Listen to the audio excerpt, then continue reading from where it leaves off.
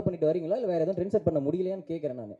அது எது trend set நீங்க சொல்லுங்க ஃபர்ஸ்ட். இதை அதான் கேட்குறேன். ஐ எம் வெயிட்டிங் அப்படின்றது விஜய் ட்ரெண்ட் ஃபேன்ஸ் செட் தானே அது அப்படின்றத கேட்குறேன். ஃபேன்ஸ் வந்து ஐ எம் வெயிட்டிங் சொன்னா கிளாப் பண்ணுவாங்களா பண்ண மாட்டாங்களா? ஸோ இதுவே வந்து இப்போ இதுக்கு முன்னாடி அந்த ஸ்குவாட் டயலாக் இருக்குல்ல, இது அடுத்த படத்துல வச்சா அடுத்த படத்துல இப்போ இது அடுத்த டேரக்டர் வைக்க கூடாது அப்படின்றத நான் கேட்குறேன். இனிமேல் சொல்லிடுறேன். இனிமேல் வந்து விஜய் சார் டயலாக்ஸ் வந்து அடுத்த படத்துல நம்ம யூஸ் பண்ணக்கூடாது. இல்லை அது கேட்குறேன்.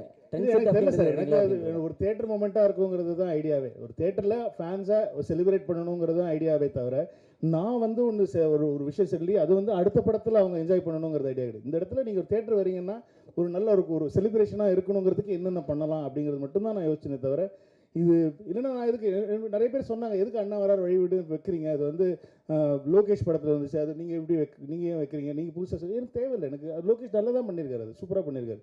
அது எல்லாருக்கும் மனசில் பதிஞ்சிருச்சு.